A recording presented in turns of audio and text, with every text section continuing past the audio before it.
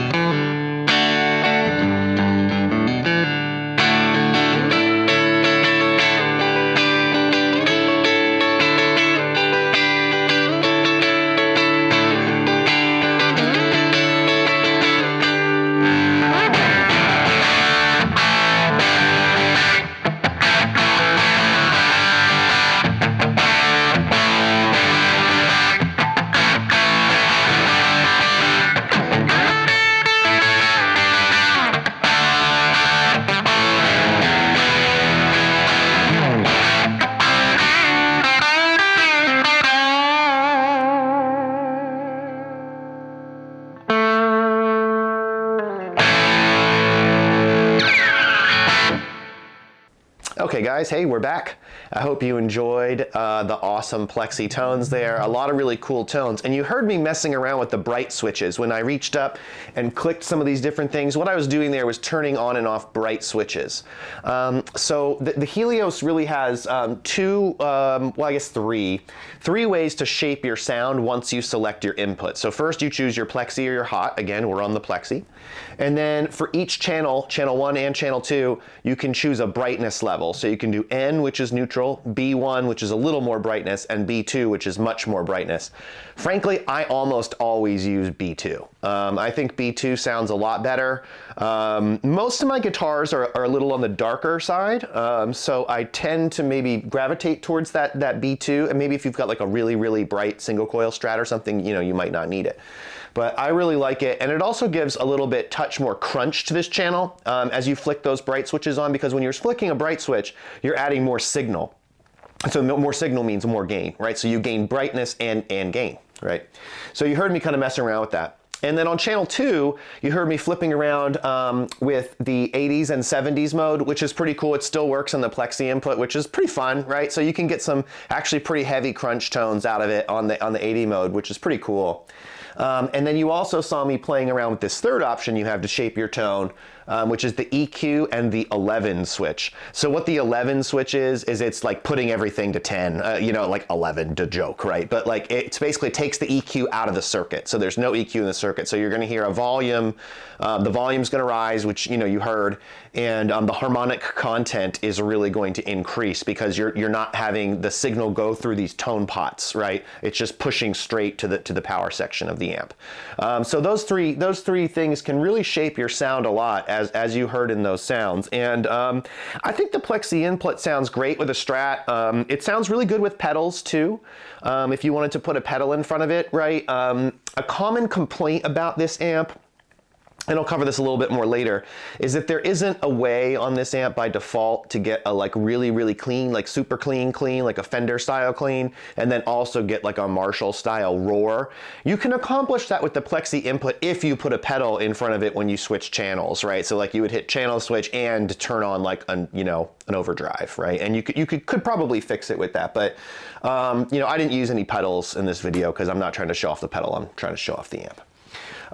So I think the Plexi mode is really cool, better for those lower gain applications, obviously. One thing I do think is the Plexi channel to me It sounds like a much more polished Plexi. It's not as raw and wild as a real old Plexi. This is a 1970 super lead down here. And this sounds, you know, especially on the bright only input, is just like it will rip your face off, right? It's very bright, very aggressive, very cutting. It does that Van Halen 1 thing, right? This one, you don't get that out of the Plexi channel. I think you actually get more of that out of the hot channel, which I'll show you in just a moment. So maybe if I have one critique of the Plexi channel, it's that it doesn't really sound a ton like a Plexi. You know, I guess if you put it on Bright 2, you know, and on the bridge pickup and you turn all your treble up, like it could, but I actually think you'll get more convincing sort of like raging Plexi tones out of the hot channel, which we'll cover in a minute. But it is a cool sound, and it is usable, and it's great with pedals and, you know, all of that kind of stuff. And you know, like I said, all the tone shaping options work and everything, which is, you know, pretty cool. So let's go ahead and pop over. We'll grab a different guitar. We're gonna grab a Les Paul. I mean, nothing like a Les Paul into a Marshall style amp, right? And we'll come back and talk about the hot channel. Hey guys, I'm back. So we've switched guitars here. I have a Les Paul. This is a 2000, I think. Yeah, 2000. Les Paul Classic. Dead stock, no mods of any kind. Got the slim taper neck. Very fast playing guitar. 500T in the bridge, 490. 490? I think it's 490T in the neck. Someone can correct me. Whatever the accompaniment to the 500T is in most of these guitars. Otherwise, completely stock electronics, all of that kind of stuff. No mods, no anything. This one is pretty lightweight. This weighs, I think, 8 pounds, like 4 ounces or something. It's very light. It's not chambered. It's just really, really, really light, this guitar, and really resonant. So we'll check it out here. In the hot channel of the Helios. So let's talk about the hot channel really quick, and then we'll get to some sounds. So the hot input is almost like another set of single channel amps, like I said, right? So the Plexi gives you channel 1 and channel 2, but it's really like a pretty clean, a kind of, you know, light to medium crunch, right? And then the hot input kind of picks up where that leaves off a little bit. And volume 1 becomes a pretty crunchy channel. It's not quite the same as the Plexi channel 2, but it's, you know, it's got a lot of crunch. It breaks up very, very, very fast, especially if you have one of the bright switches on, which you'll hear in a moment. And then obviously channel 2, you now get full access to those like modded Marshall type tones, right? And this is where I live most of the time, right? Which is on the hot input. And then I usually leave it on 70s mode, but I'll tell you what, and I'll get to this again in a moment. I don't want to impact your viewing of the amp too much before we get to tones, but channel 2, I actually have gotten a lot of great recorded tones with the 80s mode, which I'll show you in the demo, which is pretty cool. So let's go ahead and check out the tones. I'll show you a bunch of tones with this bad boy, and then we'll come back and we'll talk about some more pros and cons here of the hot input, okay?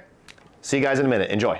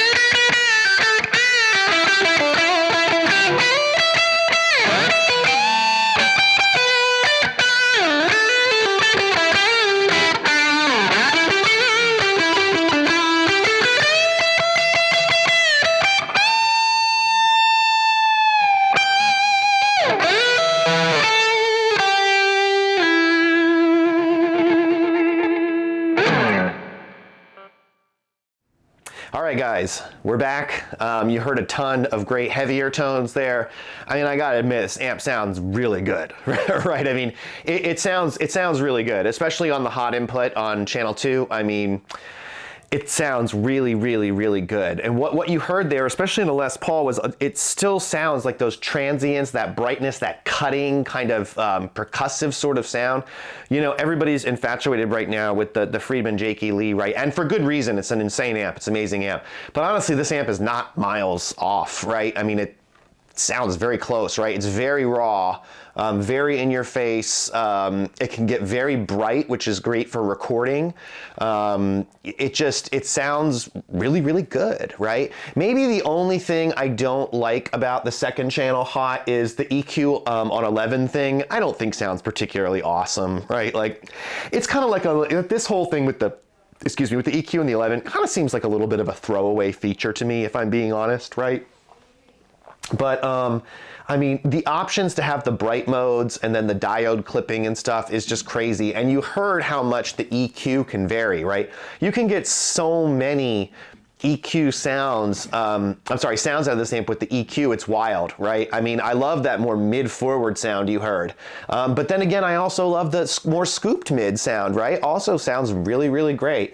So I think it's hard to go wrong with you know, the hot, I keep getting them confused, the hot input channel 2, right? I mean, it's like if you're a rocker, right? If you're into hard rock and, you know, metal all the way through like the 90s, stuff like Alice in Chains and whatnot, like this is going to deliver in spades, right? I mean, like, let's be honest. So really, really, really great amp. So that's kind of all the positives. Let's talk about some of the negatives of this amp, because unfortunately, while I like the sound of this amp, there are quite a few negatives about this amp, mostly in its design. So let's talk about that. So The first common complaint about this amp, which I also have, is that it's very difficult to get a clean and a big roaring crunch, right? So in other words, you can't go from like Plexi channel 1 to hot channel 2, right? You just can't. It's not set up to run that way. You can't. So you can't get like a really clean sound here and then a super distorted sound here. You can't do it. You're forced to use the hot volume one, right? When you plug into the hot, and frankly, it just, as you heard, it distorts really early. So, you know, that's something a lot of people complain about. So you can, you know, look that up on the internet or whatever. I'm not gonna spend more time on it, but, you know, the bottom line is that you can't really get a clean, and you can't really get a super, you know, high gain crunch out of it in the same, you know, without moving the inputs. Second thing about this amp that kind of is a little bit of a letdown is it doesn't clean up all that great. Like, it's okay. You know, like it's okay. It's serviceable, right? The cleanup is serviceable, but the cleanup is not nearly as good as like a Friedman or a Diesel or, you know, a Benson or what else, and, you know, a Mesa, right? Like the cleanup is not nearly as good. You know, especially with a hotter guitar like this, the cleanup isn't that great. It still sounds pretty distorted, even with the volume all the way down at 1, you know, on the bridge pickup. It still sounds really distorted. So you should probably just kind of, you know, take that with a grain of salt, right? It just, you know, if you're really looking to do a super clean to a total raging, you know, gain inferno with your volume knob, this is not the amp, right? I could recommend you several others, right, that would be a better fit, like the Karsten's Grace, or a Friedman, or a Hermanson modded Mesa, right? Or, you know, many things like that, right? That are frankly just better if you want to kind of do that with your volume knob, you know. Third thing about this amp that is a little bit funky is that, you know, when you go into 80s mode, the diode clipping kicks in, and of course the volume drops, so you have to raise the volume. But what I noticed about 80s mode is like the bass really starts to take off. Like when you use, and I guess it's because of more compression, right, is my guess. But 80s mode introduces a lot more bass. So I find myself having to reach around to the back and lower the bottom, you know, or reducing the bass here quite significantly because it gets really woofy. Again, especially with a higher output guitar, right? It tends to get really kind of woofy. What I mean by woofy is that like that low frequency that's sort of like, you know, like that farty kind of frequency. So it's not that it can't be overcome. It's just that it's like you're going to kind of have to re-EQ the amp, right? So if you switch from 70 to 80s mode, you've got to turn a lot of knobs, right? You've got to turn the volume up, bass down, probably treble and mids up, reach around the back, change the bottom, right?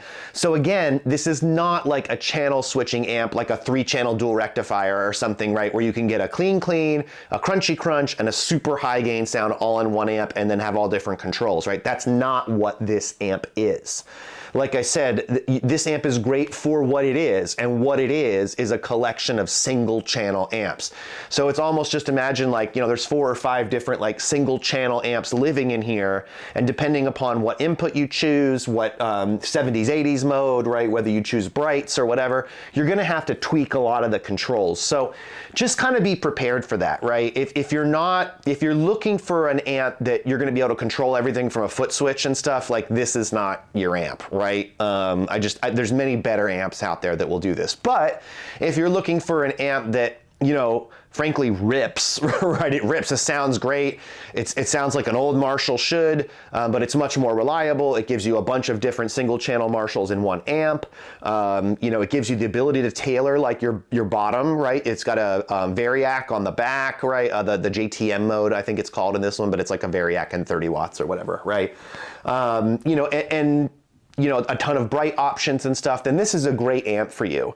I think to me, this amp is great if you're just in like a rock or a hard rock band and you're really not going to be playing very much clean, right? Like imagine like kind of like a Guns N' Roses type situation, right? Like this to me seems like the type of amp that like Slash would really like, right? Because it's like, it's pretty simple, it's pretty straightforward. If you play distorted a lot, you're gonna be really happy, right? But if you're the kind of person that wants to go from like a sparkly clean to a big raging high gain wall of sound, this amp is gonna annoy you, right?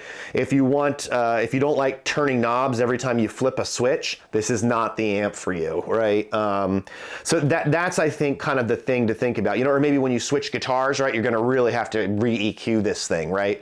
So again, not necessarily meaning it's a bad amp, it's just that you should take those things into consideration, you know, before you purchase it. So just think of it as like 4 or 5 single channel amps in one amp. And as long as that's your expectation, then I think you'll really enjoy this amp and you'll get a lot of enjoyment out of it.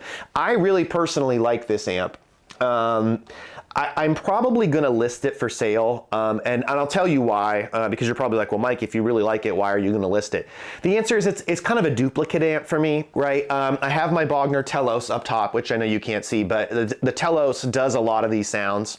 It's based on a JTM45 instead of a Plexi, but it has like 2 Plexi modes on it, the Telos.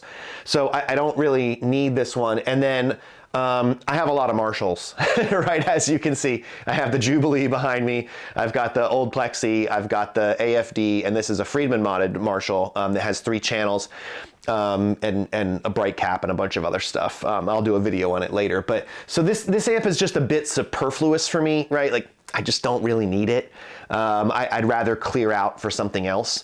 But I think it's great. And I think if you're the type of person that like you'd like to own a vintage Plexi, or you say to yourself, man, I wish I could own a JTM45, an old Plexi, the Slash AFD amp, you know, and I don't know, you know, a more modern modded Marshall sound, and I want it all in one box, then this is it. And they're affordable, right? This is what, like $2,200 right now on the used market. I think for this one I paid $2,200 cash, right? So pretty affordable, really, right? I mean, seriously, imagine that, like, you know, people out there are paying $6,000 for the Jakey Lee, right? People out there are paying, you know, $4,000 for an AFD, right? I mean, these old Plexis cost $5,000 now, right? So really, this amp is a big bargain, right? But I just think that people get disappointed with it because they don't know. They don't realize what it is, right? And so I'm trying to explain that to you. And number 2, for me, as someone who owns a lot of Marshalls, like, I just don't really need it, right? Like, I just don't need it.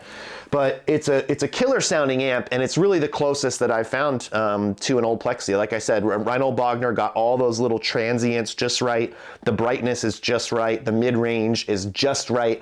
I mean, I bet you if you A/B'd this against that Plexi and you EQ'd it the right way, I bet it would be almost indistinguishable. Even outside of a mix, it would probably be almost indistinguishable. So, very cool amp. I really dig it. If you're looking for that type of thing, check it out.